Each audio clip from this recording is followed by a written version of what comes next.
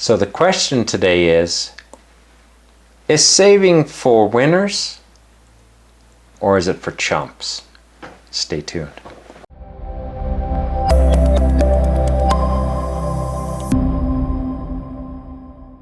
Okay, pet peeve time, pet peeve time. Yes, it is, it's pet peeve time. I have heard so many things and I can see why everybody's confused, including myself, when it comes to saving. Some people will say that are highly successful, saving is for chumps. It's for losers, it's a waste of your time. And then you get people who say saving is the route to the golden pathway. This is what you gotta do. So what is it? Well, I've kind of discovered, I did a little bit of research on this and really started digging in and looking, kind of lifting the covers on things and looking deeper into it to see what they're talking about here. And I came up with some starting information. In this video, I'm going to be covering that because I think it's something you need to know. First off, I'm going to give away the farm here, and I truly believe you have to save.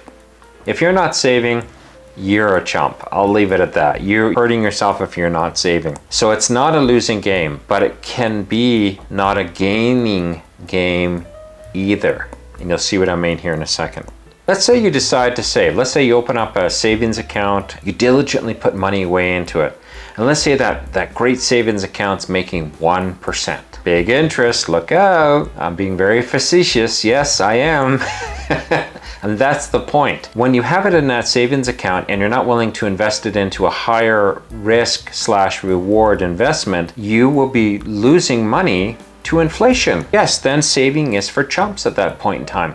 That $1,000 you so hard to put away, in the last year or so, they say inflation rose by 9%. And the markets didn't even make 9% this year. After this year, that buck is worth 90 cents, if not less.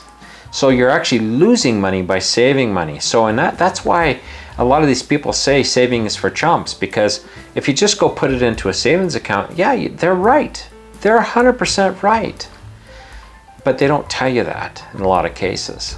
I've been reading some of Robert Kiyosaki's books, and he's of the opinion that, savings for chumps and you gotta be an investor, but he doesn't really point out that if you put it into a bank account, the one who's getting rich is not you, it's the bank. That's the reason why he says that. In the Bible, there's a story of what they call the talents, and it's just designations of money.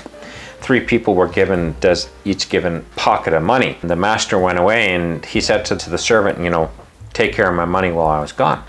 Well, the first 2 went and invested it and doubled the money. When the master came back, gave him the money back plus the return of investment. And they were like, good job, guys. Good job. You guys did a good job. So he went to the third person. He said, okay, so how did it go? And he said, well, I know that you're a tough master and I was worried about losing the money, so I buried it, put it in the ground, but I dug it back up and here you go, you got it back. That master was furious. And the reason why he was furious is he said, you could have invested it. You could have, even if you put it into a bank account, at least I get a little bit of interest, but I'm getting nothing. The story doesn't betray this, but it is the same thing. Even in ancient times, they had inflation. So that coins he was given were worth less now than when he was given them. So the master actually lost money. So he was furious. If it's something like that is in the Bible, it's gotta be something you gotta pay attention to. I'm just gonna leave it at that. Your convictions are your convictions.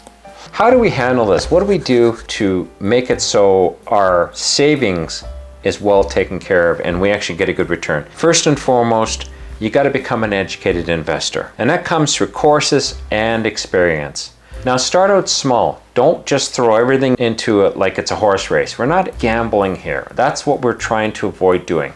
Gambling is bad. It's like going to the track and saying, everything on number 6, number 6 is gonna win this race, and he loses. No, we're not doing that. What we're doing is we're becoming educated, and there's a number of ways to get educated. You can look at real estate, you can look at stocks, you can look at options, you can look at equities. There's just so many different places. You can look at so many different things to invest your money in. Now, I recommend that you go and take some courses and start learning. And you don't have to spend thousands of dollars. You don't need to go buy the newest real estate course for $15,000. That's not what I'm saying. You can pick up a book and read the book. You can go do a small course If you like what you're reading, I did a course on real estate investing. It cost me about $500. I'd read the book, did the course, really enjoyed it, and it's helped me out in my real estate ventures. I don't invest into a lot of real estate, but I do invest into a little bit. So it does help me out. As well as too, I did lots of training when it comes to reading the stock market and knowing how to technically read the market. And in my physical experience, I also learned a lot about how businesses run and what makes a good business and what makes a bad business. And I learned a lot about accounting, and I learned how to read the book, so to speak, to a business. And no, I'm not a perfection of this. I definitely can't audit a company, but I can look at the books and go, the books look like they've been cooked here. Like, in other words, they're not honest here. Like, things just don't look right. The expenses just don't look right. So I've gotten very familiar with that. So through experience, I've made those connections. The next point is you will make bad decisions and lose money. If I told you how much I've lost to investments over the years, it would make you sick.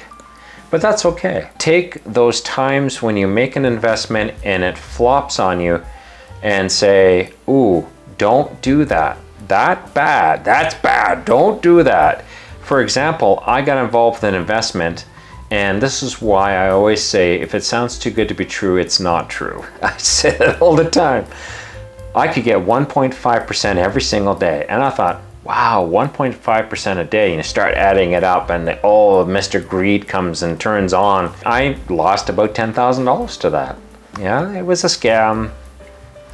Welcome to Scamville. My point here is, don't be discouraged if you get involved with something and you lose money on it. Sometimes investments go south. That's the way it is. At my age and where I'm at, I invest very safely, but I also invest and get 10 to 15% return on average. So yeah, it's possible to do good. You have to get educated. So get educated. Hey, let me ask you a quick question here. Have you subscribed yet? Be sure to take a second just right now, and if you're enjoying this video, subscribe and you'll get notification, or you'll see it on your feed in your recommended videos in the future the next time I put a video out. Because I love to put this content out. I like to tell you about my life experiences and how I've gained wealth. I've been able to save over $100,000 in just over a year. Now, it might sound a little kooky, a little crazy and impossible, but it's possible for anybody to do it, and I promise you that. So make sure you subscribe. But let's get into our bonus.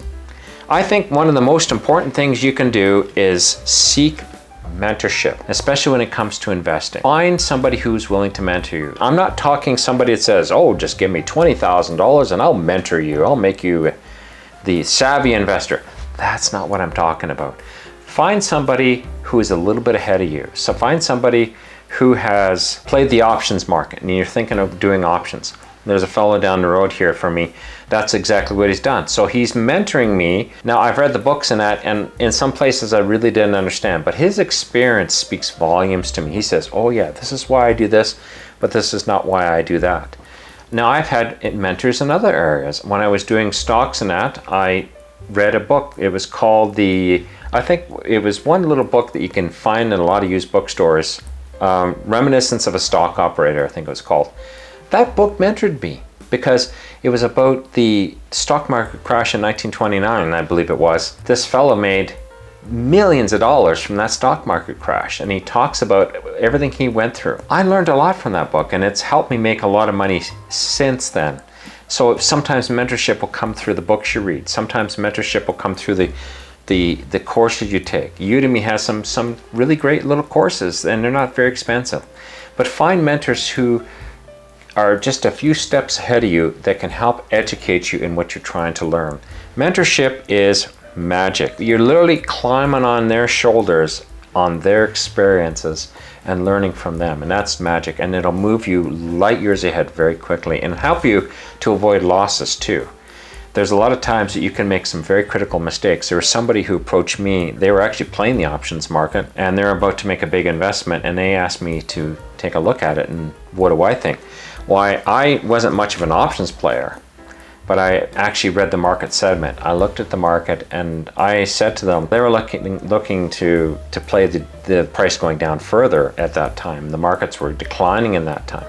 And I said, no, no, no, no, no, don't do that. The markets are about to turn and they're going to go up. You're going to lose your shirt if you do that. And they listened. Shortly thereafter, and it was within their expiry date of their option, the market turned right around and rose like about 15% and just started taking off. But the only reason I could see that was I could see all the pointers were shifting in how the market was moving. The market was a bear market, but it was showing a lot of bullish signs, a lot of signs that the price was going to turn around and start taking off, and it's exactly what it did. I believe it was in either 2015 or 2016, and the markets literally flipped on a dime, and within 6 months had recovered almost completely from all the losses that they had occurred a year beforehand. That's not the reason for this, but the point is here, always seek mentorship. I hope you've enjoyed this video. I have got another great video, and it's talking about avoiding easy. You got to take a look at it. If you've ever gotten caught into something and wasted so much time, you're going to enjoy this video. Check it out. It's showing up right here. Frank Thomas will talk to you there. Bye-bye.